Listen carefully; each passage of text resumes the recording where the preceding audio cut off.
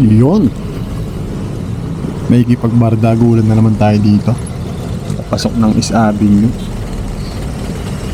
Ang tindi ng ano dito eh, walang bigayan eh. Yan o. Diba?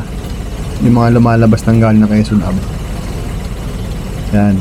Kasi mga papasok naman ng East Avenue o kaya Kalayaan. Ang hirap. So yan. Yan, may enforcer na. Shoutout kay Idol, yung enforcer natin yan. Pinagbigyan na kami. Talagang hindi nagbibigayan eh.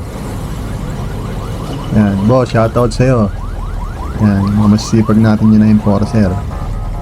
Siyempre, sipag yan eh. Sipag mahuli. Hindi, joke lang. Sipag yan, siyempre. Mga idol natin yan eh. Ayun o, boss. Dito, araw-araw dito, bardagulan talaga dito. Dito kailangan magaling ka. Magaling ka sumingi. Siyempre, tuloy-tuloy lang tayo dyan. Eh, ganun talagang buhay eh. Hindi na bago sa ano yan, Metro Manila yan. Dahil ba naman ang sasakyan eh. Yun, siyempre ingat lang. Singit na may kasama pag-iingat. Always yan. Yun. Nakalusot na tayo. Correct na tayo sabi nyo. Pagdating naman sabi nyo kasi nagpapatraffic na lang dyan, stoplight na lang.